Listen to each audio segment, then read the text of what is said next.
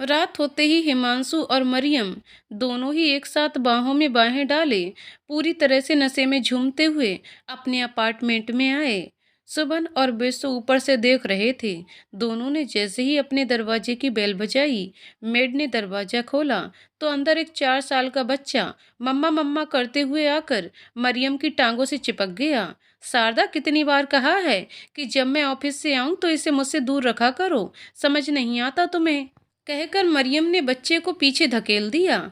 हिमांशु ने उसे गोद में उठाया और प्यार से अंदर कुछ बड़बड़ाते हुए ले गया।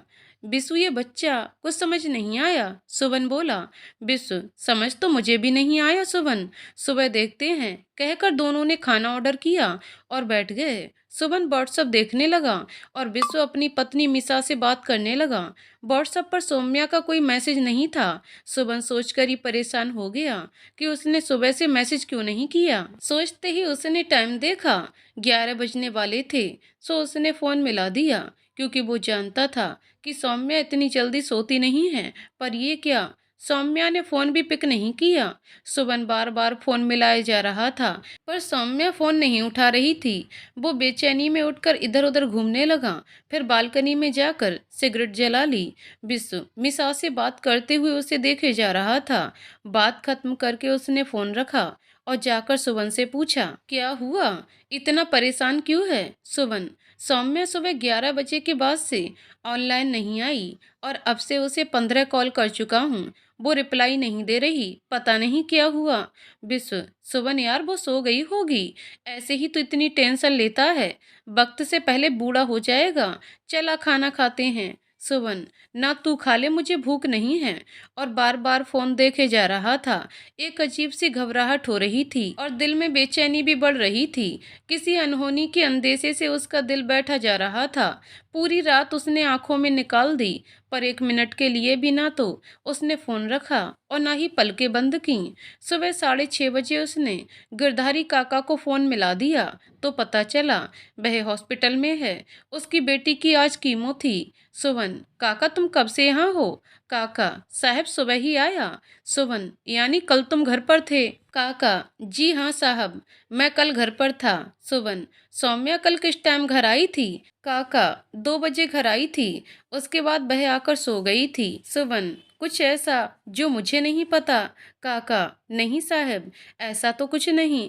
फिर कुछ सोचते हुए, हाँ साहब, याद आया, कल वह डॉक्टर विवेक के पास गई थी, उनकी अपॉइंटमेंट थी। सुबन परेशान होते हुए, क्या डॉक्टर विवेक के पास? उसने मुझे बताया क्यों नहीं? काका हमें नहीं पता साहब, रात को खाना भी नहीं खाई, उठ भी नहीं रही और अभी भी हम सुबह चाय देकर उनको चले आए हैं पर वह जागी नहीं। सुवन, तुमने जगाया क्यों नहीं? काका साहब, हमें लगा कि शायद ज़्यादा थक गई हैं और आज संडे भी है इसलिए नहीं जागी, हमने डिस्टर्ब नहीं किया। सुवन, काका तुम भी ना, क्या कहूँ अब मैं, गुस्से में कहकर उसने फ़ोन रख दिया। पर उसका दिल कह रहा था कि कुछ गड़बड़ है।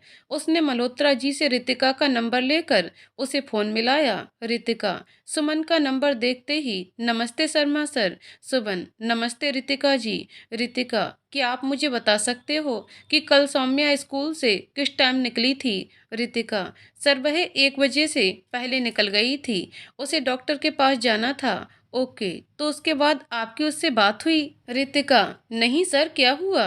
सुबन, मुझे नहीं पता क्या हुआ, पर आप एक काम करोगे, उसके घर जाकर देखोगे क्योंकि वह फ़ोन नहीं उठा रही और न ही काका उसे जगा कर आए हैं। रितिका, ठीक है सर, मैं जाती हूँ, फिर आपको बताती हूँ। रितिका ने गौरव को साथ लिया, गाड़ी उठाई और सौम्या के घर की तरफ चली गई। सौम्या के घर जाकर काफ़ी देर तक बेल बजाती रही पर सौम्या ने गेट नहीं खोला। गौरव, ये गेट क्यों नहीं खोल रही? उसने फोन करके सुवन को बताया कि सौम्या गेट नहीं खोल रही। सुवन, रितिका जी आपके साथ आपके हस्बैंड हैं क्या? रितिका, हाँ जी सर, गौरव मेरे साथ ही आए हैं। सुवन, एक बार मेरी बात करवाना। जैसे ही फोन गौरव ने लिया तो सुवन उससे बोला, गौरव जी, रितिका शायद मेरी बात समझ नहीं पा रही पर सौम्या की जान खतरे में है, आप फिर से गेट खोलने की कोशिश करें, होप आप मेरी बात समझ पा रहे हैं? गौरव, जी सर समझ रहा हूँ, मैं कोशिश करता हूँ कहकर उसने पुलिस को फोन किया। पुलिस ने आकर जैसे गेट खोला, सौम्या अपने बेडरूम में बेड पर उल्टी लेटी हुई थी। रितिका ने उसे खूब हिलाया, पर वह जागने को तैयार नहीं थी। सांसें चल रही थीं, मगर शरीर जड़वत था। पुलिस इंस्पेक्टर शेखर ने एम्बुलेंस को फोन किया और सौम्या को वहां से ले जाकर गंगाराम हॉस्पिटल में एडमिट किया। सौम्या की हालत बहुत गंभीर थी, उसने ड्रग्स का ओवरडोज लिया था। गौरव ने फोन करके जैसे ही सुबन को बताया, उसकी तो जान निकल गई। वो घबराकर विश्व के साथ दिल्ली की फ्लाइट पकड़कर दिल्ली पहुंचा। पूरे रास्ते वो विश्व का हाथ कसकर पकड़कर बैठा रहा।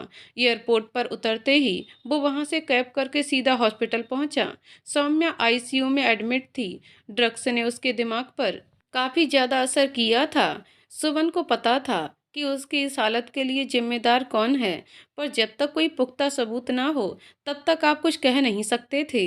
काका से पूछताछ हुई तो काका ने पुलिस वालों को बताया कि कल सौम्या डॉक्टर विवेक के पास रेगुलर चेकअप के लिए गई थी। वहां से आकर बिन कुछ खाए पिए ही सो गई थी। उसे लगा था कि थक कर सोई होगी।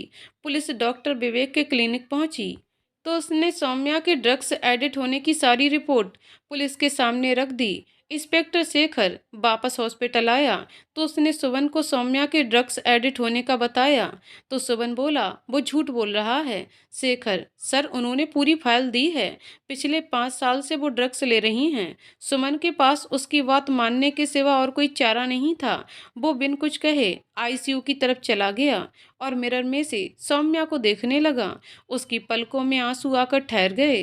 काका बार बार हिमांशु को फोन मिला रहा था, पर उसका फोन नहीं मिल रहा था। सुवन काका के पास गया और गुस्से में बोला, काका बस, जितना बताना था बता लिया, पर आज के बाद तुम हिमांशु से कुछ नहीं बताओगे, समझ आई या? काका साहब, अब मैं उनको कुछ नहीं बताता। उनके कारण ही आज बिटिया यहाँ है। मैं उनको कभी माफ नहीं करूँगा। कहकर काका सुवन के गले लग गया और फूट फूट कर रोने लगा। सुवन, काका भरोसा रखो, मैं सौम्या को कुछ नहीं होने दूंगा। इतने में सिस्टर भागती हुई आईसीयू से बाहर आई और डॉक्टर के केबिन की तरफ चली गई। उसके चेहरे की घबराहट देखकर सुवन के चेहरे की हवाइयां उड़ गईं। वो तेज कदमों से चलता हुआ आईसीयू के दरवाजे पर पहुंचा और अंदर देखने लगा। अंदर की हालत देखकर उसके मुंह से चीख निकलते निकलते रह गई। अंदर जूनियर डॉक्टर सौम्या की हार्ट बीट को कंट्रोल करने में लगे हुए थे। उसका बीपी फंकट हो रहा था। उसकी ईसीजी अनस्टेबल थी। वह परेशान होकर बिस्सु को फोन करने लगा। बिस्सु ने फोन उठाया। सुवन रुआंसा होकर बोला, बिस्सु कहाँ है तू? जल्दी यहाँ आ। मुझे पता नहीं यार यहाँ क्या हो रहा है। तू घबरा मत, मैं नीचे गाड़ी पार्क कर रहा हूँ, 1 मिनट में ऊपर आता हूँ। कहकर बिस्सु ने फोन रख दिया। गाड़ी को वहीं बैलेट वाले को देकर भागकर ऊपर पहुंचा और सुवन के कंधे पर हाथ रखकर बोला, बिस्सु घबरा मत, डॉक्टर सब संभाल लेंगे, मेरी बात हो गई है, चल तू वहां बैठ जा। कहकर उसे चेयर पर बैठा दिया। सुवन, सौम्या की ये हालत कभी नहीं होती। अगर मैं यहाँ से बेंगलुरु न जाता, उसकी इस हालत के लिए सिर्फ मैं जिम्मेदार हूँ। कहकर उसने बिस्सु के गले लगकर रोने लगा। बिस्सु, हिम्मत रख यार, सौम्या को कुछ नहीं होगा। 24 घंटे उसके दिमाग पर ड्रग्स का असर रहेगा, तब तक वह होश में नहीं आएगी। उसके बाद देखते हैं। तो थोड़ी सी हिम्मत और रख ले मेरे भाई। सुमन उठकर दूसरी तरफ को चला गया। वहां उसने जाकर देखा, एक औरत गणेश जी की मूर्ति के सामने हाथ जोड़कर भगवान से प्रार्थना कर रही थी। वह भी वहां जाकर आंखों में आंसू लिए हाथ जोड़कर खड़ा हो गया। मुंह से कुछ नहीं बोला, लेकिन आंखें निरंतर आंसू से सब कुछ कह रही थीं। काफी देर के बाद जब वह वापस आया, तब डॉक्टर अंदर से निकल रहे थे। डॉक्टर बोले, अब सौम्या थोड़ी सी स्टेबल है, 5 घंटे की बात और है, उसके बाद होश में आते ही देखते हैं कि बॉडी पार्ट्स को ड्रग्स ने कितना रिएक्ट किया है। मुझे समझ नहीं आता सुबन, आजकल के बच्चे खुद को अपनों से दूर करके इस जहर का सहारा क्यों ले लेते हैं, जबकि जानते हैं जिंदगी नहीं ये मौत है। कहकर डॉक्टर के कंधे पर हाथ रखा और चला गया। सौम्या बेड पर सबसे बेखबर सुकून की नींद सो रही थी और चारों तरफ से उसे मशीनों ने कवर किया हुआ था। उसे सोया देखकर सुवन थोड़ा रिलैक्स हुआ। उसने फोन निकाला और किसी को फोन मिलाया। उधर से आवाज आई, हाँ जी सर। सुवन, मैंने तुम्हें जो काम दिया था उसका क्या हुआ? दूसरी तरफ सर कुछ हो गया, पर अभी मुझे इस काम के लिए और टाइम चाहिए। काफ़ी शातिर है वो, इतनी आसानी से शीशे में उतरने वाला नहीं है। आप मुझसे मिल सकते हैं क्या? सुवन, जितना काम हुआ है मुझे व्हाट्सएप करो, अभी तो मैं मिल नहीं सकता, कहीं बिजी हूँ। दूसरा आदमी, ओके सर। सुवन, टाइम जितना मर्जी ले लो, पर मुझे मेरा काम पूरा हुआ चाहिए, उसमें लापरवाही नहीं। जब मैं तुम्हें पैसे मुंह मांगे दे रहा हूँ तो काम भी मुझे प्रॉपर चाहिए। दूसरा आदमी, जी सर हो जाएगा। शाम के 5 बज रहे थे। सुमन का ध्यान बराबर घड़ी पर था।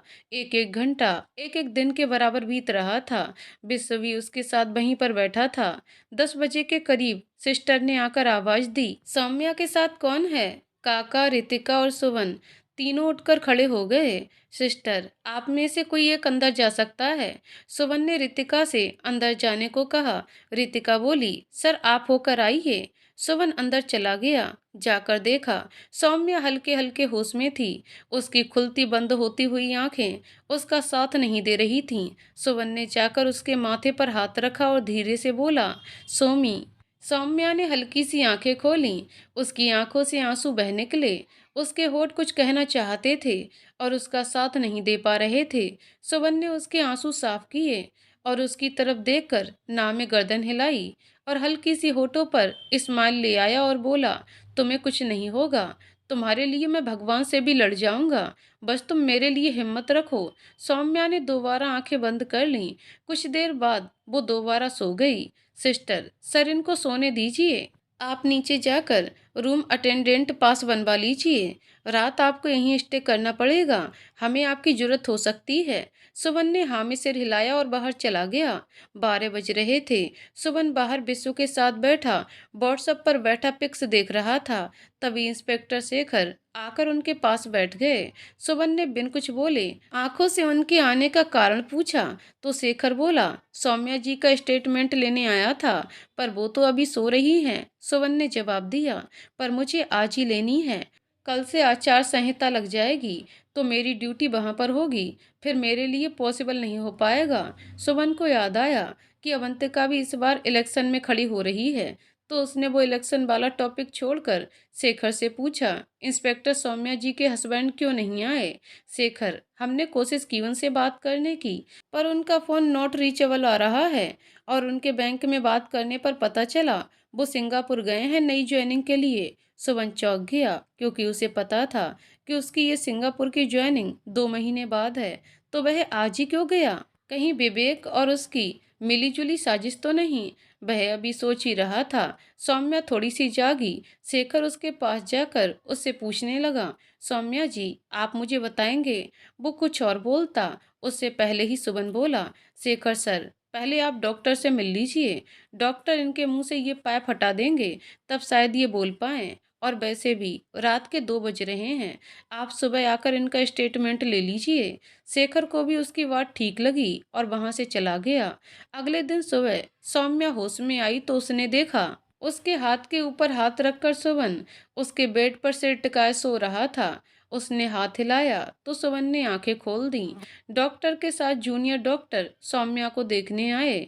उनके पीछे ही उनके शेखर था। शेखर ने आकर डॉक्टर से परमिशन मांगी और सौम्या से पूछा, सौम्या जी मैं जान सकता हूँ कि आपने ड्रग्स का ओवरडोज क्यों लिया? सौम्या ने जो जवाब दिया वो कुछ चौंकाने वाला था। इंस्पेक्टर, मैं ड्रग्स नहीं लेती। डॉक्टर भी हैरानी से उसकी तरफ देखने लगे। पर यह कैसे हो सकता है सौम्या? आपके ब्लड के अंदर ड्रग्स की ओवरडोज मिली है? सौम्या, सर आपको कोई गलतफहमी हुई है। मैं कल डॉक्टर विवेक के पास गई थी क्योंकि मेरा सर दर्द बहुत ज़्यादा था और जब भी मेरा सर दर्द होता है तो वह मुझे इंजेक्शन दे देता है, जिसकी वजह से मैं आराम से सो जाती हूँ। और इस बार भी ऐसा ही हुआ कि उसने मुझे इंजेक्शन दे दिया और मैं घर आकर सो गई। जब जागी तो मैं यहाँ हॉस्पिटल में थी। सब परेशान थे कि क्या सौम्या खुद को बचाने के लिए झूठ बोल रही है या कुछ और है जो सौम्या खुद भी नहीं जानती। सुमन ने शेखर को इशारा किया और उनके साथ बाहर चला गया। बाहर जाकर बोला, सर मुझे लगता है सौम्या सही में नहीं जानती कि उसने ड्रग्स लिया, नहीं उसे दिया गया है। शेखर, डॉक्टर विवेक जाने माने न्यूरोलॉजिस्ट हैं, वे ऐसा क्यों करेंगे? सुमन, कुछ तो गड़बड़ है सर। अगर आपके पास या किसी और के पास टाइम हो तो प्लीज इस केस को स्टडी करें और बंद मत कीजिए प्लीज। ओके कहकर शेखर चला गया और सुवन अंदर जाकर सौम्या के पास बैठ गया। सौम्या ने मुस्कुराकर उसकी तरफ देखा और बोली, सुवन पूरी रात यहीं बैठे रहे तुम? सुवन, तो क्या तुम्हें इस हाल में छोड़कर चला जाता? सौम्या, घर पर क्या कहा? सुवन, कहना क्या था? किसी ने पूछा ही नहीं, पूछता तो बता देता कि मैं यहाँ हूँ तुम्हारे पास। सौम्या ने उसके हाथ के नीचे से अपना हाथ निकाला। सुवन ने दोबारा पकड़ लिया और बोला, अब ये नहीं छोड़ूंगा सौम्या, चाहे तुम जितना मर्जी छुड़वाओ। उस दिन के बाद जितने भी दिन तक सौम्या हॉस्पिटल में रही, सारा दिन उसके पास विश्व रहता था और रात को सुवन। 10 दिन बाद सौम्या डिस्चार्ज होकर घर चली गई। सुवन उसे घर छोड़कर सीढ़ी उतर रहा था, तभी उसके फोन पर एक फोन बजा। नंबर देखकर सुवन के कान खड़े हो गए। उसने वह नंबर अटेंड किया। उल्टे पैर वापस सौम्या के घर की सीढ़ी भागते हुए चलने लगा।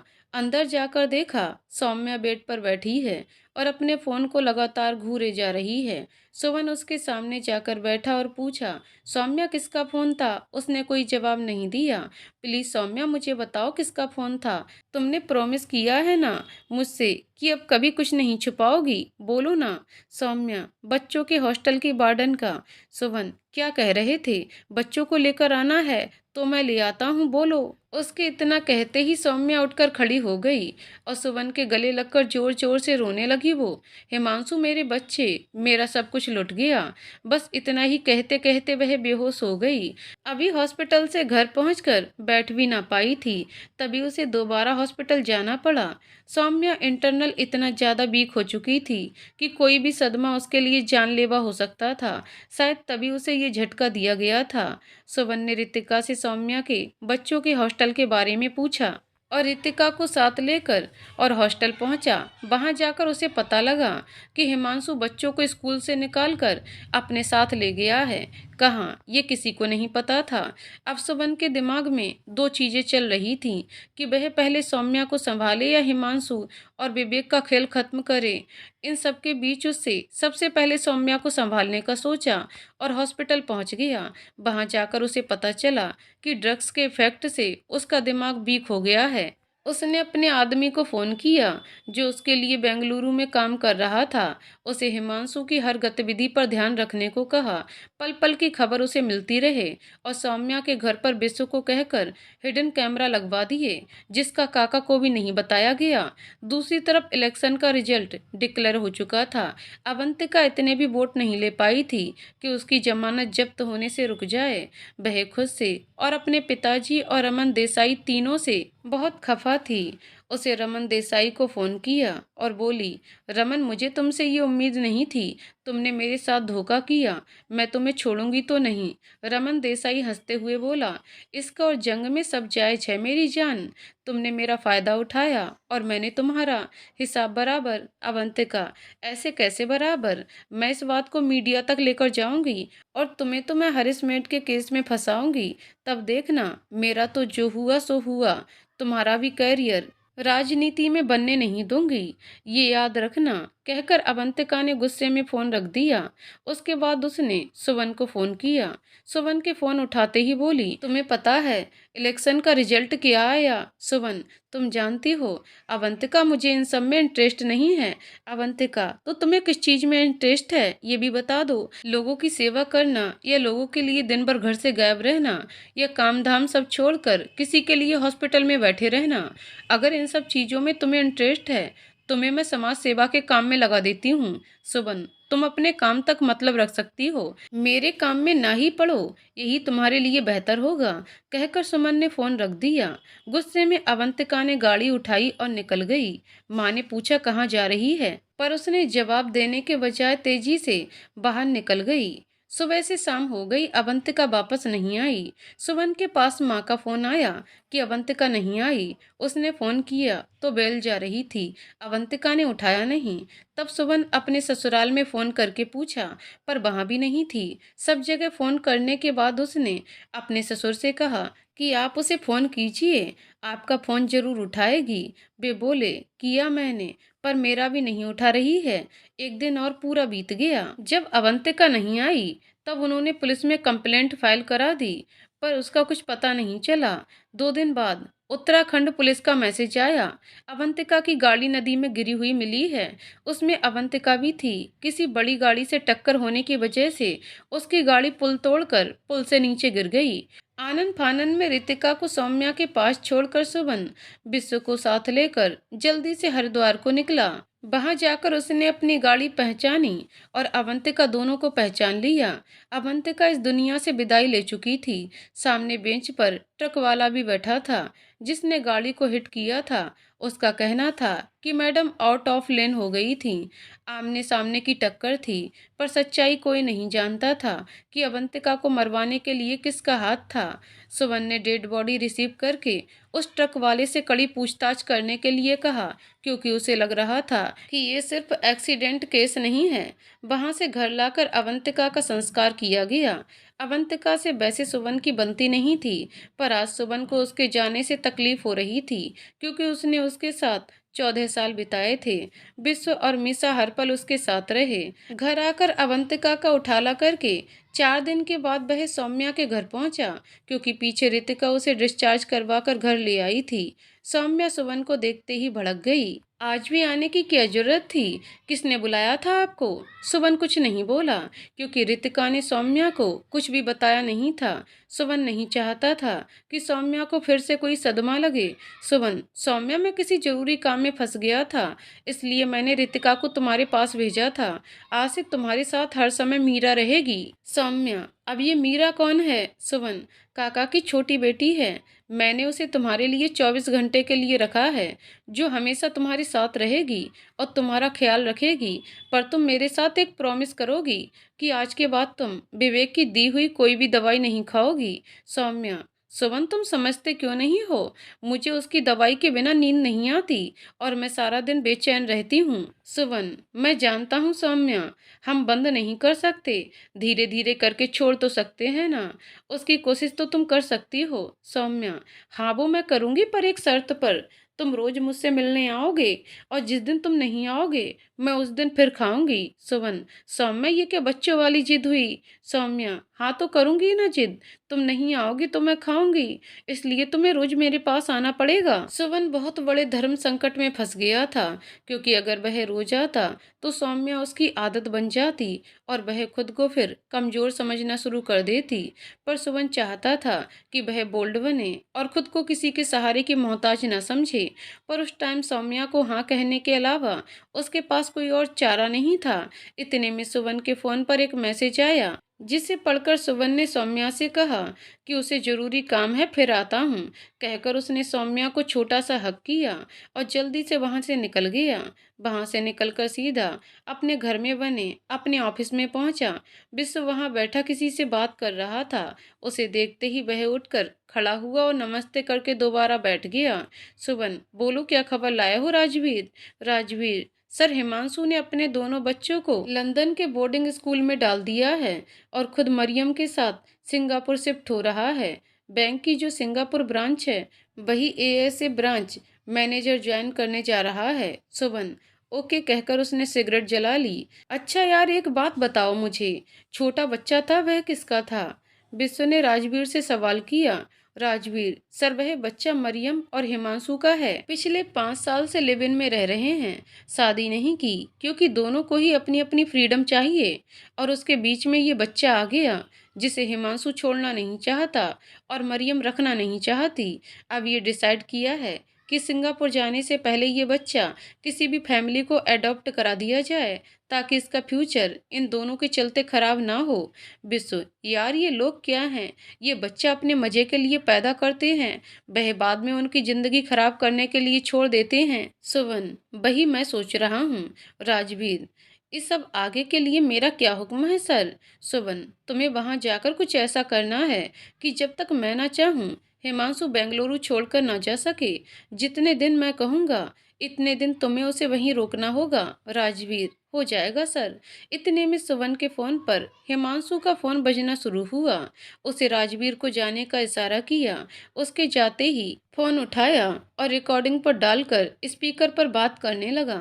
सुमन, हाँ जी मिस्टर कौशिक, बताइए कैसे याद किया? हिमांशु, मिस्टर शर्मा, याद है आप मेरे पास प्रॉपर्टी के लिए आए थे? सुवन: जी बिल्कुल याद है, आगे कहिए। हिमांशु: तो मैं आपके साथ इस डील को फाइनल करना चाहता हूँ।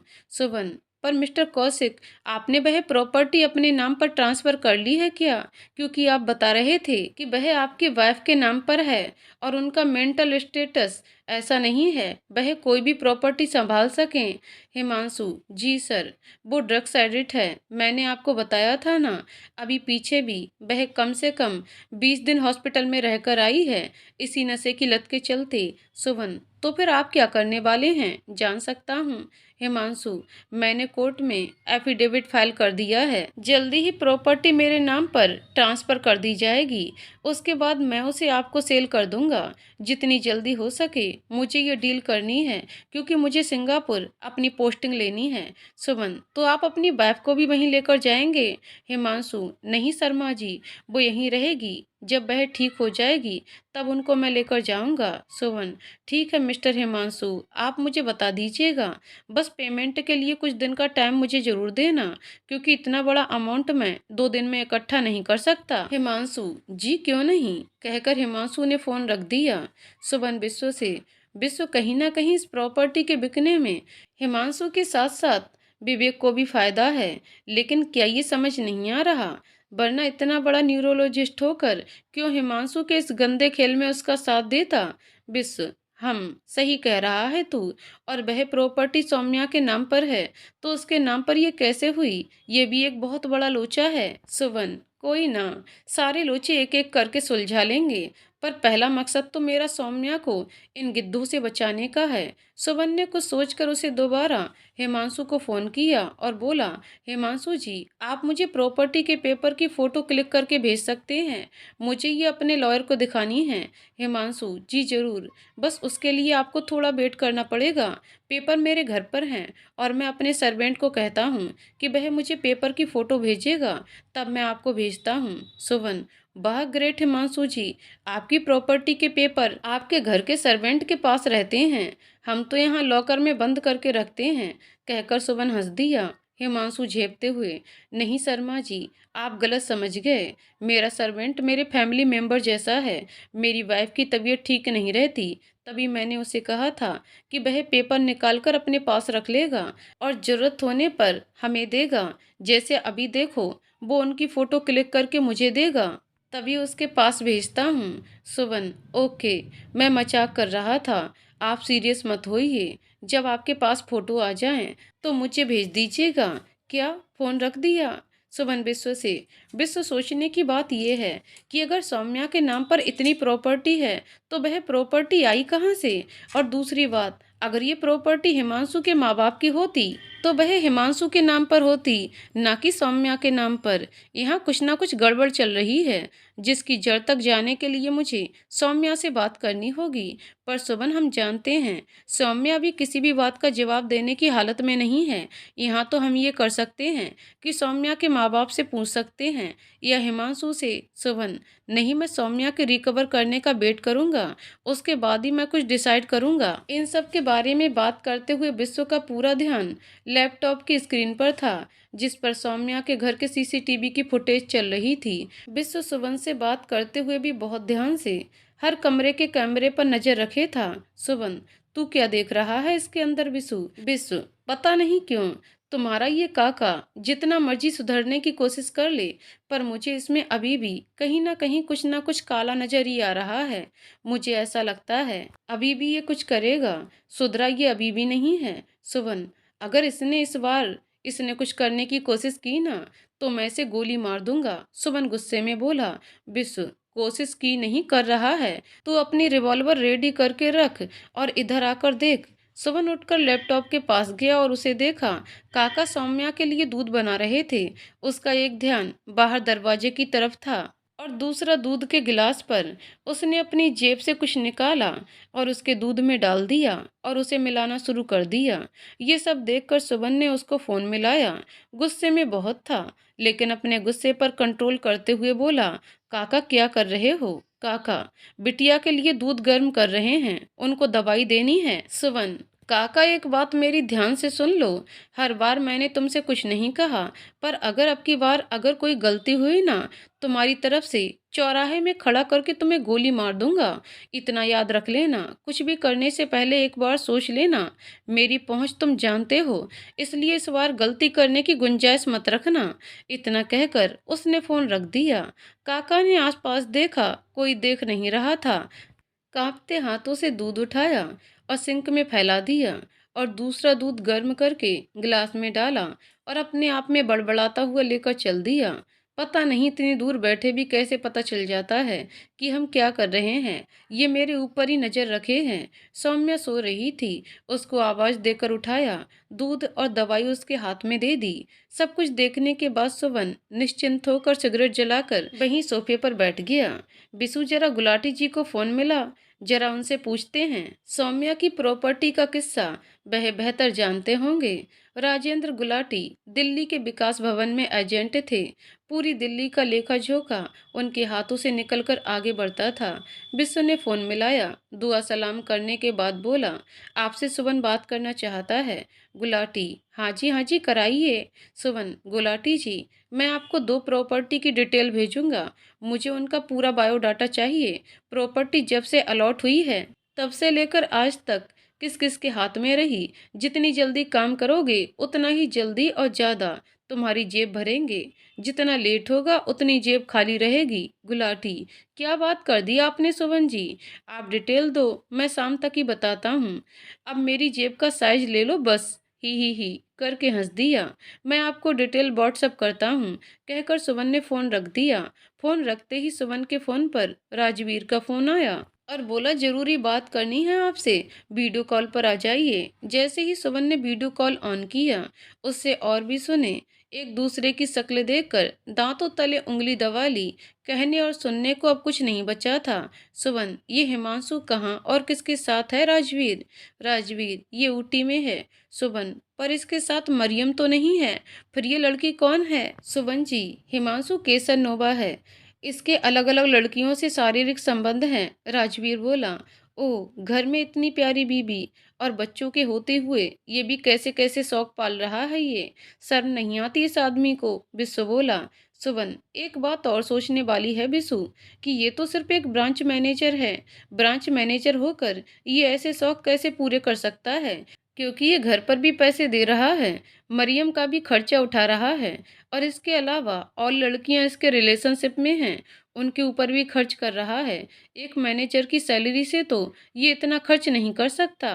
कुछ ना कुछ और गड़बड़ है। राजवीर, तुम एक काम करो, तुम ये पता करने की कोशिश करो कि इसकी सैलरी कितनी है और इसके अलावा इसके इनकम ऑफ सोर्सेस और क्या क्या हैं, इसकी डिटेल निकालने की पूरी कोशिश करो। राजवीर, जी सर, जरूर, कहकर उसने फोन रख दिया। चलो, अब एक तरफ से तो निश्चिंत हुए। अब जरा विवेक के डिटेक्टिव से भी उसकी प्रोग्रेस पूछी जाए, कुछ हुई या नहीं। सुवन, नहीं बिस्सु, वह खुद ही बता देगा। इतने में सुवन के फोन पर मीरा का फोन आया। सुवन, हाँ मीरा, बताओ। मीरा, सर, मैडम की तबीयत ठीक नहीं, वह बार बार आपको बुला रही हैं और किसी को भी अपने कमरे में जाने नहीं दे रही हैं। सुवन, उनको दवाई दी? मीरा, जी दवाई अभी दे दी है, बावजूद उसके भी वह काफी अग्रेसिव हो रही हैं। ठीक है, मैं बात करता हूँ सौम्या से, तुम रखो, कहकर सुमन ने सौम्या को फोन मिलाया। हेलो, उधर से एक बहुत ही हल्का सा आवाज आई। सुमन, सौम्या, कैसा है मेरा बच्चा? सौम्या, सुमन, तुम आ जाओ ना, थोड़ा सा काम कर लूं फिर आता हूँ। चलो वीडियो कॉल पर आओ, मुझे तुम्हें देखना है, सुवन बोला और कहकर वीडियो कॉल मिला दी। सौम्या चुपचाप अपने बेड पर बैग का सहारा लेकर बैठी थी। उसके चेहरे को देखकर साफ पता लग रहा था कि वह कितना दर्द अंदर ही अंदर पी रही है। उसके चेहरे पर दर्द की सिकन बराबर बन रही थी। सुवन, क्या तुम्हें दर्द हो रहा है सौम्या? सौम्या, हम, बहुत हो रहा है, पर तुमने मना किया है, इसलिए विवेक की दवाई नहीं खाऊंगी। पर इस दवाई से मुझे फर्क ही नहीं पड़ रहा और बार बार मुझे विवेक की दवाई की तलब लग रही है। सुवन, सौम्या, मेरे बच्चे, तुम्हें वह दवाई नहीं खानी है, तुमने मेरी कसम खाई है, नहीं खाओगी ना? बोलो। सौम्या ने नामे गर्दन हिला दी और मासूमियत से बोली, तुम आ जाओ, नहीं तो खा लूंगी। सुवन हंसते हुए बोला, मुझे पता है तुम मेरे ना आने पर भी नहीं खाओगी, पर मैं आता हूँ, बस थोड़ा सा काम खत्म कर लूँ, नहीं तो बिस्सु मुझे बहुत मारेगा। सौम्या, शाम को चाय पर आओगे? सुवन, आ जाऊंगा, अब तुम सो जाओ। और बाय कहकर फोन रख दिया। सौम्या की हालत ऐसी हो गई थी कि जब जब वो सुवन के पास होती थी, खुद को सिक्योर महसूस करती थी, उसके खुद से दूर जाते ही बेचैन हो जाती थी। सुवन, बिस्सु ऐसे तो बहुत प्रॉब्लम हो जाएगी, मैं तो गुरुग्राम से दिल्ली ही भागता रह जाऊंगा। समझ नहीं आ रहा क्या करूं, बहुत दिन हो गए, ये तक भी नहीं पता कि बिजनेस में क्या हो रहा है। बिस, तुम उसकी चिंता मत करो, वह मैं संभाल लूंगा, बस तुम सौम्या को संभालो। सुमन, इस वक्त उसे तुम्हारी सबसे ज्यादा जरूरत है। मैं तुम्हें बिजनेस की पूरी डिटेल बता देता हूँ कि अब तक किसके साथ क्या डील हुई। सुवन, कैसी बात कर रहा बिसु, तुम्हारे पास सारे रिकॉर्ड हैं, बस मुझे कोई फिक्र नहीं, मुझसे बेहतर तू सब कुछ जानता है। विश्व बात सुवन से करता था, पर उसका ध्यान पूरी तरह से लैपटॉप पर होता था। सुन, कल अवंतिका के लॉयर का तुम्हारे लिए फोन आया था, उसको तुमसे बहुत जरूरी बात करनी थी। मैंने कहा था मैं बात करा दूंगा, पर मेरे दिमाग से उतर गया। आज वो तुमसे मिलने 4 बजे आने वाला है। सुवन, ठीक है, आने दो, 3 बजने वाले हैं, चलो पहले लंच कराते हैं। दोनों लंच करके नीचे ऑफिस में आए ही थे, जब तक लॉयर भी आ गया। लॉयर ने आते ही अवंतिका के कुछ पेपर सुवन को हैंडओवर किए और बोला, ये मुझे अवंतिका जी ने आपको देने के लिए दिया हुआ था। क्या है इसमें? सुवन ने उससे पूछा। लॉयर, आप खुद देख लीजिए सर। जैसे ही सुवन ने पेपर खोलने शुरू किए, पेपर के साथ उसके ऊपर और नीचे आती जाती सांसें बढ़ने लगीं, उसको पसीने आने शुरू हो गए। बिस्सु ने उसकी हालत देखी और बोला, वकील साहब, ये पेपर आप मुझे दिखाइए, मैं उनको देखकर स्टडी करता हूँ, आप मेरे पास यहाँ आकर बैठें, कहकर उसने सोफे की तरफ वकील को बुला लिया। बिस्सु ने पेपर देखने शुरू कर दिए। सुवन ने सिगरेट जला ली, एसी को फुल स्पीड कर दिया। उन पेपर में अवंतिका ने अपने हिस्से में से आधे शेयर अपने बेटे के नाम और आधे अपने पापा के नाम किए हुए थे, और अपने बेटे को अपने भाई को दे दिया था, जिसके पास वह पढ़ने गया हुआ था। वह अब लीगल उसका पिता था। सुवन, ठीक है वकील साहब, आप जाइए और इस बिल को भी ले जाइए। लॉयर, ये महरूम अवंतिका जी की बिल है, आप उसे लेने को मना नहीं कर सकते। बिस, शुक्रिया वकील साहब, आप जा सकते हैं, जरूरत पड़ी तो आपको फिर से बुला लूंगा। उसके जाते ही सुवन, जो अब तक चुप बैठा था, एकदम विस्फोट की तरफ हट गया और भागता हुआ ऊपर माँ के कमरे में पहुंचा। माँ बेड पर बैठी हुई माला फेर रही थी, उनकी गोद में सर रखकर बच्चों की तरह बिलक बिलक कर रोने लगा। माँ उसके सर पर हाथ फेरती रही और उसे चुप कराती रही। क्या हुआ सुवन, ये तो बता दे, तू रो क्यों रहा है? माँ ने पूछा। विश्व भी उसके पीछे पीछे ऊपर आ गया था। माँ, रोने दो इसे, 13 साल का ये दर्द आज इसकी आंखों से बह जाने दो, जो इतने दिन से अपने अंदर समेट रखा है वह ऐसे ही बाहर निकलेगा। माँ, चल पहले रो ले, जब दिल हल्का हो जाए फिर मुझे बता देना कि क्या हुआ। माँ उसके सर पर हाथ फेरती रही। बहुत देर होने के बाद जब सुवन थोड़ा शांत हुआ तब बोला, कुछ नहीं हुआ माँ, आज वैसे ही दिल भर आया था तो तेरी गोद का सहारा लेकर दिल हल्का कर लिया, कहकर वो उठा और माँ के गले लगकर बाहर चला गया। गाड़ी उठाई, सीधा सौम्या के पास जाकर रुका। सौम्या चाय पर उसका इंतजार कर रही थी। जाकर जैसे ही उसके सामने बैठा, सिर्फ 2 ही शब्द कह पाया, सौम्या, तुम और मैं दोनों एक ही कश्ती के सवार हैं। फर्क इतना है, तुम्हारी कश्ती तुम्हें पता है किस माझी के हाथ में है, पर मेरी कश्ती तो बीच मझधार डूबने को तैयार है। उसकी आंखों में पानी देखकर सौम्या उठकर उसके पास आई और उसके हाथ को अपने दोनों हाथों में लेते हुए बोली, सुवन, मुझको हिम्मत देते हो, पर आज खुद रो रहे हो। मैं तो वैसे ही बहुत दर्द झेल रही हूँ, अपना दर्द भी मुझे दे दो, मैं झेल लूंगी। इतने दर्द में इस दर्द का पता नहीं चलेगा, बस तुम रो नहीं प्लीज। और बरबस ही उसके मुंह से शेर निकल गया। हमारे आंसू पोंछकर वो मुस्कुराते हैं, उनकी इस अदा से वो दिल को चुराते हैं, हाथ उनका छू जाए हमारे चेहरे को, इसी उम्मीद में हम खुद को रुलाते हैं। सुवन उठा और उसके गले लग गया। दोनों वहीं घुटनों के बल एक दूसरे से सर जोड़कर बैठ गए। दोनों के हाथ एक दूसरे के हाथों में थे। दोनों की आंखों से आंसू मोती बनकर गिर रहे थे, पर अपने अपने दर्द से। इस बीच कोई था, अपना काम कर रहा था, बिना अंजाम सोचे कि आगे उसके साथ क्या होने वाला है। सौम्या जानती थी कि सुवन उसे बहुत प्यार करता है, क्योंकि वह उसको उसकी आंखों में दिखता था। और जब भी सुवन उस प्यार का इजहार करता, तो सौम्या बात बदल देती या खुद को वहां से हटा लेती। पर जिस तरह से सुवन उसकी केयर करता, बिन कहे उसके दिल की बात उसकी आंखों से जान लेता था, उसके दर्द को अपना दर्द समझता था, उसे खोने का यही डर उसे सुवन के पास आने से रोकता था। कहीं ना कहीं सौम्या भी सुवन की चाहत की तरफ झुकने लगती है, पर उससे कभी इजहार नहीं किया था। पर आज जब सुवन का दर्द उसकी आंखों से बह रहा था, तो बिन कहे उसने इकरार कर लिया। सुवन जो उसके मुंह से सुनना चाहता था, उसे वह आज सौम्या की आंखें बता रही थीं। बहुत देर के बाद वैसे ही बैठे बैठे सुवन खुद की भावनाओं पर काबू न रख पाया और एकदम से बोल उठा, I love you Somi. Saumya अंदर तक हिल गई। ये कैसा एहसास था जो उसके पूरे शरीर में सिहरन दे गया और वह पूरी तरह से कांपने लगी। शायद कि वह इतनी खुशी बर्दाश्त नहीं कर पाई और उसका शरीर ड्रग्स डिमांड से ऐंठ रहा था। उसके हाथ पैर बुरी तरह से कांप रहे थे। सुवन ने उसे उठाकर खड़ा करना चाहा, पर वह सुवन के ऊपर ही गिर पड़ी। अगर सुवन पीछे ग्रिल का सहारा नहीं लेता, तो शायद वह भी उसे साथ लेकर गमलों के ऊपर ही गिर जाता। उसने खुद के साथ साथ सौम्या को भी संभाला और उसे वहां से सहारा देकर कमरे तक ले आया। बेड पर उसे बिठाकर उसके ऊपर ब्लैंकेट उड़ा दिया और काका को आवाज लगाई, एक कप चाय बना दो काका। पर अद्भुत, काका तो घर में थे नहीं, मीरा भी गायब थी। एक बार इधर उधर सारे कमरों में जाकर देखना चाहा, पर सौम्या की हालत उसे वहां से जाने नहीं दे रही थी। वो उसका हाथ पकड़े लेटी थी। सुवन ने सौम्या को आंखें बंद करके लेटने को कहा। सौम्या ने उसका हाथ नहीं छोड़ा। जैसे ही सुवन खड़ा हुआ, सौम्या ने उसका हाथ पकड़कर अपनी तरफ खींच लिया और वह सीधा सौम्या के ऊपर जा झुका। सौम्या की आती जाती गर्म सांसें सुवन के सीने से टकरा रही थीं। वह खुद उसे महसूस कर रहा था। सौम्या आंखें बंद किए हुए सुवन के सीने से लगती जा रही थी। जैसे ही उसने सौम्या के मुंह की तरफ देखा, सौम्या ने मुंह ऊपर उठाया। सुवन बोला, सौम्या, क्यों तुम अपने दिल की बात अपने होठों तक नहीं आने देती? क्यों अपने प्यार को अपने तक ही छुपा कर रखती हो? अपनी भावनाओं को इतना मत दबाओ, अंदर ही अंदर घुटकर मर जाओगी तुम। सौम्या, सुवन, जानती हूँ तुम मेरी बात बिना कहे मेरी आंखों से समझ जाते हो, इसलिए मैं तुम्हारे से नजरें मिलाने में डरती हूँ। तुमने सही कहा, मैं भी तुमसे बहुत प्यार करती हूँ। ये प्यार कब हुआ, कैसे हुआ, मैं नहीं जानती, पर हाँ, तुम्हारे दर्द से मुझे तकलीफ होती है। क्या करूं? उसने अपने होठ सुवन के होठों पर रख दिए और बोली, सुवन, मुझे आपको पूरा अपना बनाना है। क्या तुम इसकी इजाजत दोगे? सुवन के पास शब्द नहीं थे।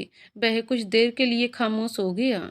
इससे पहले वह कुछ और कहता, तो मैंने उसे अपनी बाहों के घेरे में लिया और बोली, प्लीज मना मत करना, क्योंकि मैं तुम्हारे बिना जी नहीं सकती। तुमने मुझे जीने का नया आयाम दिया है। सुवन के लिए ये करार ही काफी था। इन शब्दों का उसने पिछले 15 साल से इंतजार किया। आज सौम्या खुद ही उनका इजहार कर रही थी। सुमन खुद को संभाल नहीं पा रहा था। बड़ी मुश्किलों से उसने खुद पर काबू किया, क्योंकि वह ये भी जानता था कि सौम्या इस वक्त खुद के आपे में नहीं है। सो उसकी हालत देखकर वह अभी उसे कुछ नहीं कहना चाहता था। जो उस दिन हुआ था, वो वक्त की नजाकत थी। बस सौम्या से इतना ही बोला, सौम्या, अभी तुम आराम से लेट जाओ, मैं तुम्हारे लिए चाय लेकर आता हूँ। जिस सुवन ने आज तक पानी का गिलास भी खुद नहीं उठाया था, वो किचन में गया। पहले उसने 2 गिलास पानी पिया, फिर सौम्या के लिए 1 कप चाय बनाकर लाया, लेकिन तब तक सौम्या सो चुकी थी। सुवन बहुत देर तक वहीं बैठा उसे सोते हुए देखता रहा और खुद की बनाई चाय खुद ही पी गया। कुछ सोचते हुए उसने बिस्सू को फोन किया और बोला, बिस्सू, जरा देख कर बता, ये बुढ़ा और मीरा कहाँ गए हैं? पूरा घर देख लिया, दोनों ही गायब हैं। रुक जरा, कहकर बिस्सू ने एक एक करके सारे कमरों के सीसीटीवी खंगालने शुरू कर दिए। सुवन ने ईयरफोन लगाए हुए थे। सुवन, जब तू और सौम्या बाहर बालकनी में बैठे थे, उसी समय काका मीरा के साथ सौम्या के कमरे में गए और उन्होंने अलमारी में से एक पैकेट निकाला और चुपचाप नीचे उतर गए। कुछ देर के बाद मीरा भी एक पोटली के साथ नीचे जाती हुई दिखाई दे रही थी। सुवन, थोड़ा जूम करके देख, इसने अलमारी में से क्या निकाला है, अगर दिख सके तो। बिस्सु, कोई फाइल फोल्डर है, उस पर नाम नहीं लिखा हुआ। सुवन, चल मैं फ़ोन करके देखता हूँ, कहकर सुवन ने काका को फ़ोन मिलाया। हाँ साहब, काका उधर से बोले। सुवन, काका तुम्हें इस टाइम घर पर नहीं होना चाहिए था। काका, साहब हम नीचे ही हैं, अभी ऊपर आ रहे हैं। काका जब ऊपर आया तो वह खाली हाथ था। सुवन से नजरें चुराते हुए वह अपने कमरे की तरफ बढ़ जाए। सुवन ने सौम्या के कमरे में झांका। सौम्या सो रही है। उसी कमरे का दरवाजा धीरे से बंद किया। सुवन ने ईयरफोन लगा रखे थे। बिस्सू कॉल पर था। सुवन, तू कुछ भी गलत कदम मत उठाना। सुवन, बिस्सू आज मुझे मत रोकना, कहकर सीधा काका के कमरे में पहुंचा और काका की गर्दन पकड़कर उसे दीवार के सहारे ऊपर उठा दिया और बोला, फोल्डर कहाँ है जो तुम अभी अभी लेकर गए हो? काका, ओ कौन सा फोल्डर? मैं तो कुछ भी लेकर नहीं गया। साहब तुमको गलती लगी है। सुवन, मैं तुझे अभी यहीं मार डालूंगा अगर तूने सच नहीं बताया। तू मुझे जानता नहीं है। उधर से बिस्सू चिल्लाए जा रहा था। सुमन, उसे छोड़ दे, वह मर जाएगा। सुमन, मरता है मर जाए साला, लेकिन आज ये सच्चाई बोलेगा, वरना आज यही मरेगा। इसको यहीं मार कर मैं गाड़ दूंगा, किसी को कानो कान खबर नहीं होगी। तू भी जानता है। आज मुझे मत रोक, या तो सच्चाई बकेगा या मरेगा। उसका गुस्सा देखकर काका थर थर कांपने लगे और बोले, वह फोल्डर मैंने मीरा को दिया है।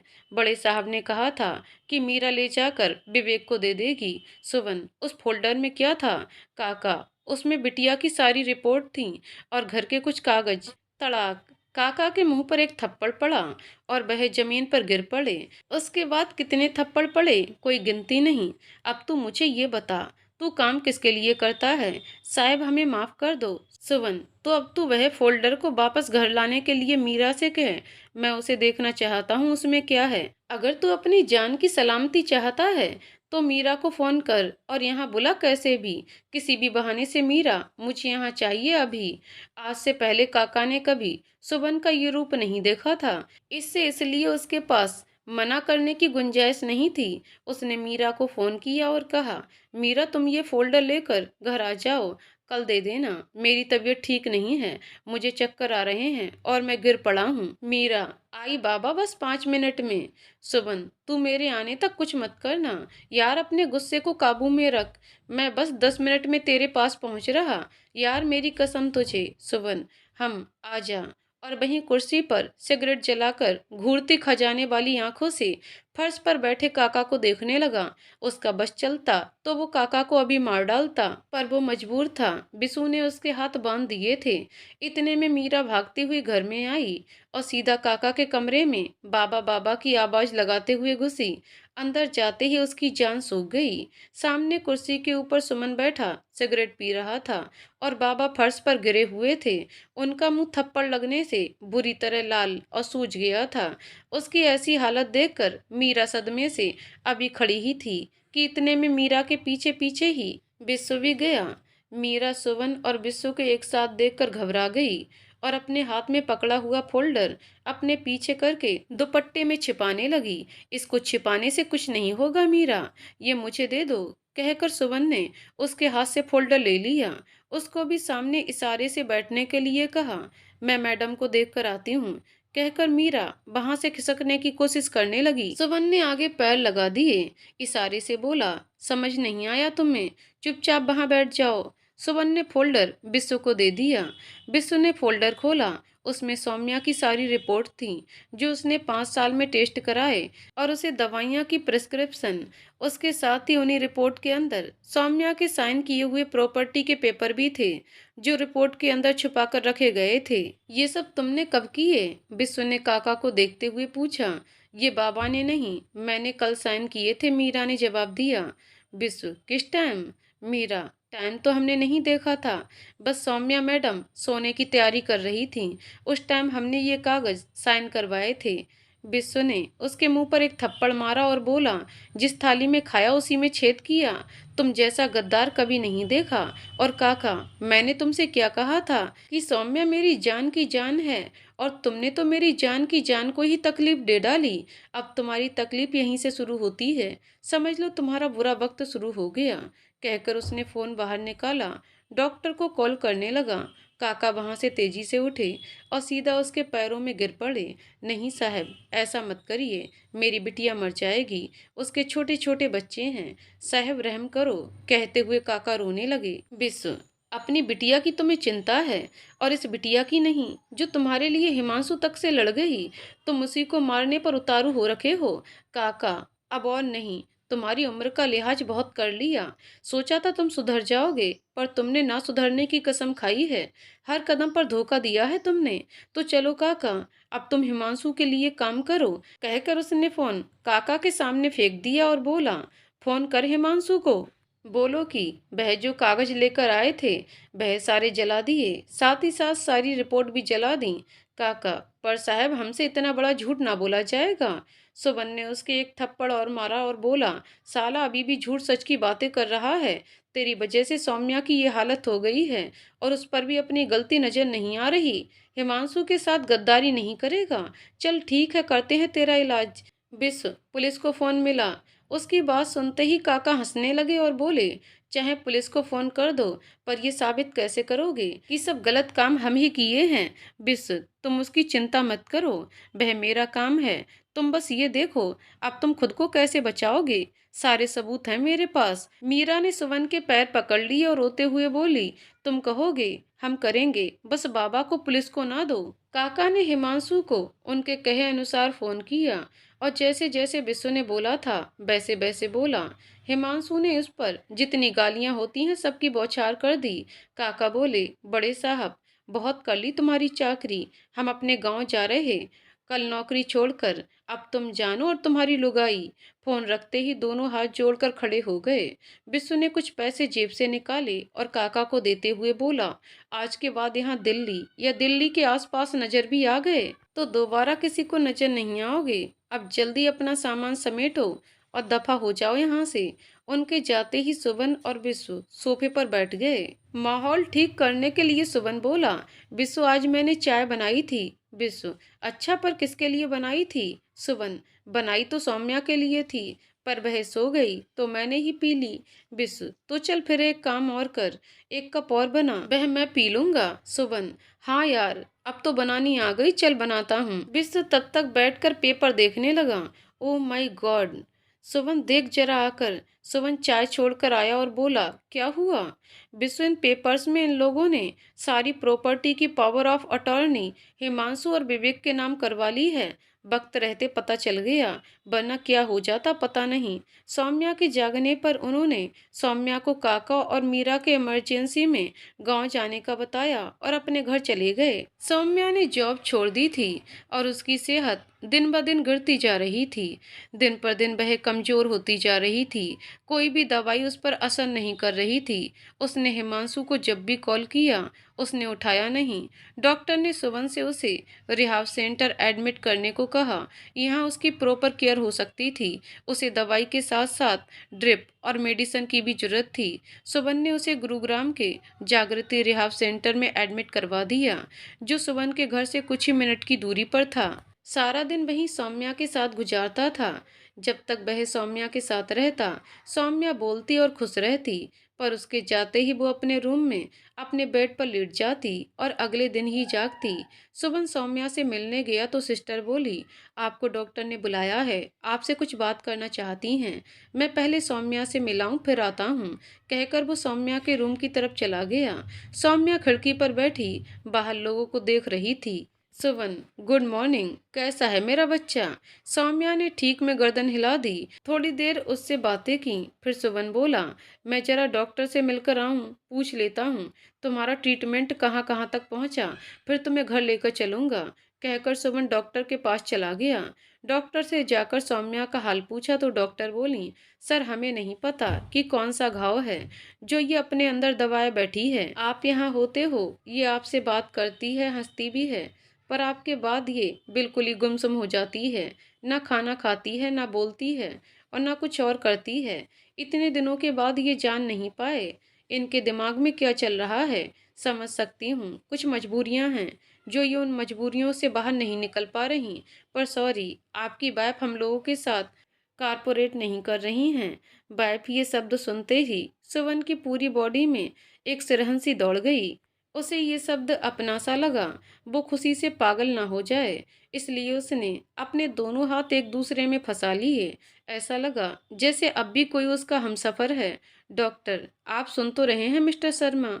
हाँ, नींद से जागते हुए सुबन बोला। आप टेंशन मत ले, सौम्या को मैं समझाता हूँ। उधर गांव में हमारा काम चल रहा था, आपने अपने हाथों से ही सब बर्बाद कर लिया। काका हंसते हुए बोले, मेरे पास और कोई चारा नहीं था। मैं जो चाहता था मैंने बिल्कुल वही किया बेटा, कहकर बाबा अपने आंसू पोंछते हुए बाहर दलान की तरफ चले गए। मीरा भी उसके बाबा के पीछे पीछे बाबा को आवाज देती देती भागी। बाबा बाबा बताओ ना क्या हुआ? काका, कुछ नहीं बिटिया।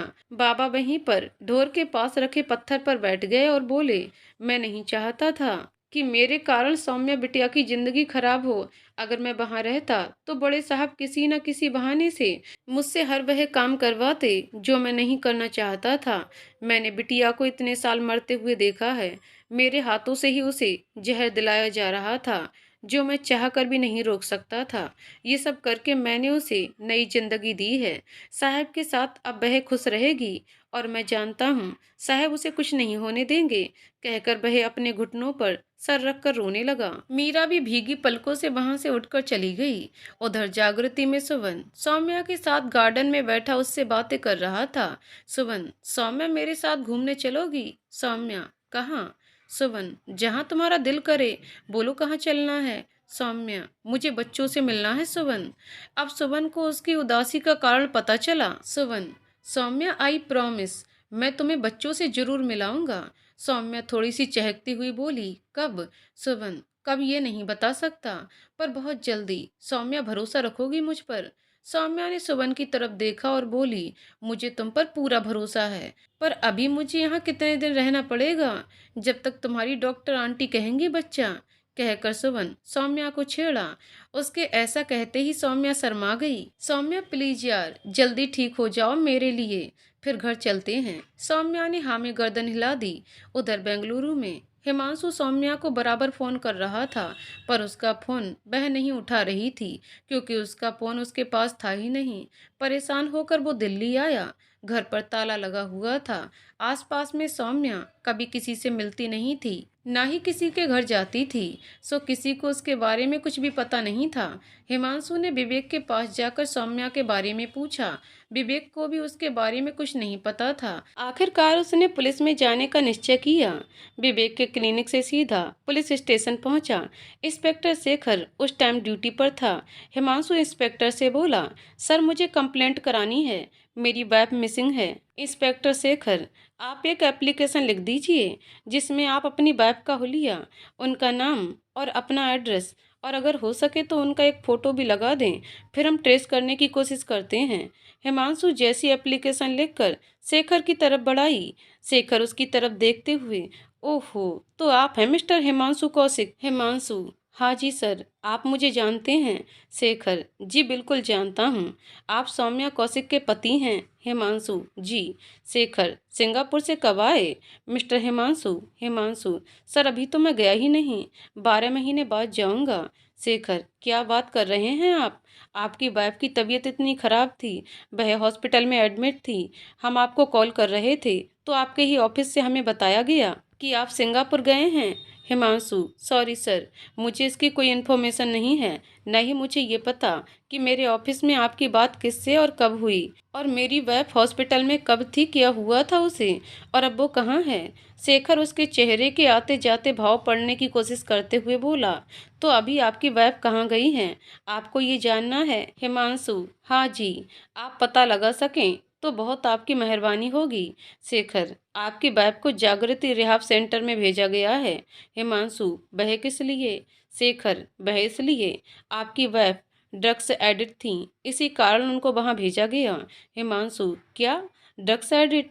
क्या मैं उनसे मिल सकता हूँ? शेखर, मुझे इसका आइडिया नहीं, आपको वहीं जाकर वहां उनकी डॉक्टर से बात करनी पड़ेगी। बाहर निकलते ही हिमांशु ने विवेक को फोन मिलाया और बताया कि सौम्या किसी जागृति रिहैब सेंटर में है। विवेक गुस्से से चिल्लाता हुआ बोला, बहुत समझाया था ना तुझे कि थोड़ा सा इसका ख्याल रख, पर तूने तो कसम खा रखी है मेरी बात ना मानने की। अब वह वहाँ जाकर ठीक होकर आएगी, फिर तू अपना अपना मकसद कैसे पूरा करेगा? सारी मेरी मेहनत तूने बर्बाद कर दी हिमांशु। हिमांशु यार, कुछ तो करना पड़ेगा। मैंने सोचा था बच्चों को यहाँ से ले जाऊंगा तो शायद ये डिप्रेशन में जाकर ज़्यादा दवाई लेगी और खुद को खत्म कर लेगी। अब तो वह बूढ़ा भी काम छोड़कर जा चुका है, वरना अब तक तो इसका काम तमाम हो चुका होता। अब आगे तू बता मैं क्या करूं? विवेक, कुछ नहीं कर, तू जाकर सबसे पहले उसे वहां मिल, फिर देखते हैं। सुवन ने काका से प्रॉपर्टी के कागज लेकर विकास सदन में गुलाटी को भेज दिए। गुलाटी ने सौम्या की प्रॉपर्टी की पूरी डिटेल निकालकर सुवन को व्हाट्सएप कर दी। सुवन ऑफिस में बैठा कुछ काम कर रहा था, तभी गुलाटी का फोन आया। सर, मैंने अपना काम पूरा कर दिया। आज मैं लोअर पहन कर आया हूँ, तो बताओ कब आ जाऊँ आपके पास? ही। सुवन, जिस टाइम भी टाइम मिले आ जाना। इतने में रिहाब सेंटर से सिस्टर का कॉल आया कि सौम्या कौशिक से मिलने के लिए कोई आया है। आपकी परमिशन के बिना हम उनसे मिलने नहीं दे सकते। सुवन, कौन है? नाम पता पूछा उनका? सिस्टर जी, कोई हिमांशु कौशिक हैं, अपने आप को उनका पति कह रहे हैं। हिमांशु का नाम सुनते ही सुवन की भौहें तन गईं और विश्व की तरफ देखते हुए बोला, ये आज आया है जब इसको लगा इसका काम नहीं बन पा रहा। हिमांशु दोनों को पहचानता था, इससे दोनों उसके सामने ज़्यादा नहीं जाना चाहते थे। इसीलिए उन्होंने सिस्टर से कहा कि इनको सौम्या से मिलने ना दिया जाए। जैसे भी करके इसे यहाँ से वापस भेज दो, तुम्हें तुम्हारा चाय पानी मिल जाएगा। सिस्टर ने मिलवाने से मना कर दिया और बोली, यहाँ बाहर का कोई भी व्यक्ति आकर किसी भी पेशेंट से नहीं मिल सकता, यहाँ का रूल है। तो आप जब तक ये घर नहीं आ जाती तब तक इंतजार कीजिए। हिमांशु गुस्से में बड़बड़ाता हुआ वहां से घर की तरफ चल पड़ा। घर जाकर उसने सबसे पहले घर का ताला तोड़वाया। घर जाकर देखा पूरा घर एकदम व्यवस्थित था। हिमांशु कभी भी घर को इस तरह से नहीं रखता था। हर चीज सलीके से अपनी जगह पर रखी हुई थी। उसने अलमारी खोली, अलमारी के कागज नहीं थे। क्या सच में काका ने सारे कागज जला दिए? मुझे लगा था कि मुझे डरा रहा है, अगर इसे सच में जला दिए हुए ना, अब इसकी खैर नहीं, कहकर गुस्से में उसने काका को फोन मिलाना शुरू कर दिया। काका का फोन स्विच ऑफ था। अलमारी का सारा सामान कमरे में उसने इधर का उधर फैलाकर उसने विवेक को फोन किया और पूरा किस्सा विवेक को बताया। विवेक बोला, तू पैनिक मत हो, मेरे ऑफिस आ जा, फिर बैठकर सोचते हैं क्या करना है। हिमांशु, करना क्या है यार? प्रॉपर्टी के लिए एक बहुत बड़ा बकरा फंसा हुआ है और उसे जरूरत भी है इस टाइम। निकल जाती तो निकल जाती, क्योंकि पिछले 5 साल से मैं कोशिश कर रहा हूँ, कोई भी खरीदार मिल नहीं रहा। अब सामने से पार्टी आई है, मुंह मांगे दाम भी देने को तैयार है, तो सोच रहा था उसको दे देता हूँ, पर पता नहीं इस हरामजादे को क्या मिला ये सब करके। विवेक, चल तू मेरे पास आ जा, परेशान मत हो। हिमांशु, नहीं, आज रात को यहीं रुकूंगा, कल सुबह वापस बेंगलुरु जाना है, उधर शर्मा मेंशन में। सुमन प्रॉपर्टी की डिटेल देख रहा था जो गुलाटी ने भेजी थी। सारी प्रॉपर्टी हिमांशु के दादी के नाम थी, जिसने सौम्या और बच्चों के नाम की थी। विश्व लैपटॉप पर देखते हुए, सुमन ये देख, खिसियानी बिल्ली खंबा नोच रही है। हिमांशु को परेशान देखकर विश्व बोला। दोनों हंस दिए। विश्व एक बात समझ नहीं आई कि अपना पोता होते हुए भी उसे अपनी प्रॉपर्टी सौम्या के नाम क्यों की। ये सोचने वाली बात है ना विश्व? है तो सोचने वाली बात, पर कोई बात नहीं, सौम्या से पता लगेगा। अगर उसे कुछ पता होगा तो। शाम में जब वो सौम्या से मिलने गया तो सौम्या रोज से उसे बेटर लग रही थी। उसने ब्लैक साड़ी पिंक और वाइट प्रिंट में पहनी थी, बालों को खुला छोड़ रखा था। बिन काजल के उसकी बोलती आंखें बहुत ही नसीली लग रही थीं। सुमन ने उसे एक नज़र देखा तो देखता ही रह गया। तभी सिस्टर ने आकर कहा, सर, मैम की परसों जो ब्लड टेस्ट हुए थे उसमें इनके ब्लड में कोई भी इन्फेक्शन नहीं आया, न ही ड्रग की मौजूदगी दिखी। हमारे हिसाब से अब ये बिल्कुल ठीक हैं। ये रही इनकी रिपोर्ट, बाकी आपको डॉक्टर समझा देंगे। सुमन, यानी मैं सौम्या को घर ले जा सकता हूँ? सिस्टर, अभी नहीं पर जल्दी ही, कहकर वो चली गई। सुमन ने सौम्या की तरफ देखा तो उसके चेहरे पर भी एक अलग ही चमक थी।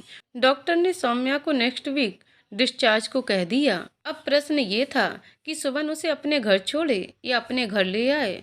विश्व ने उसे उसके घर छोड़ने की सलाह दी तो सुवन उसे लेकर उसके घर की तरफ चल दिया। घर जाकर जब उसने घर की हालत देखी तो दंग रह गई। सौम्या, सुवन ये सब किया? सुवन, हिमांशु आया था, प्रॉपर्टी के कागज ढूंढ रहा था। सौम्या, यानी वो ले गया उनको? कहकर वो सर पकड़कर धम से बेड पर बैठ गई। सुवन, नहीं सौम्या, उसे वो नहीं मिले क्योंकि काका जाने से पहले मेरे पास उनको दे गए थे।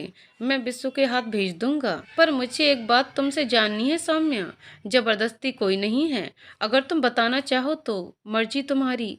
सुवन, इतनी पहेली क्यों बुझा रहे हो? पूछना है बेझिझक पूछ सकते हो, सौम्या ने जवाब दिया। सुवन, हिमांशु की दादी ने सारी प्रॉपर्टी हिमांशु को ना देकर तुम्हारे नाम क्यों की हुई है? सौम्या ने जो जो सुवन को बताया, सुनते ही सुवन की आंखें भर आईं। उसको समझ ही नहीं आया कि वो क्या करे और उसे क्या जवाब दे उसकी बात का। बस उसने उठकर सौम्या को अपने सीने से लगा लिया। आगे की कहानी अगले वीडियो में। तो दोस्तों, आपको कहानी कैसी लगी कमेंट करके जरूर बताइएगा। कहानी पसंद आई हो तो वीडियो को लाइक शेयर करें और चैनल को सब्सक्राइब करें। कहानी को पूरा सुनने के लिए बहुत बहुत धन्यवाद दोस्तों।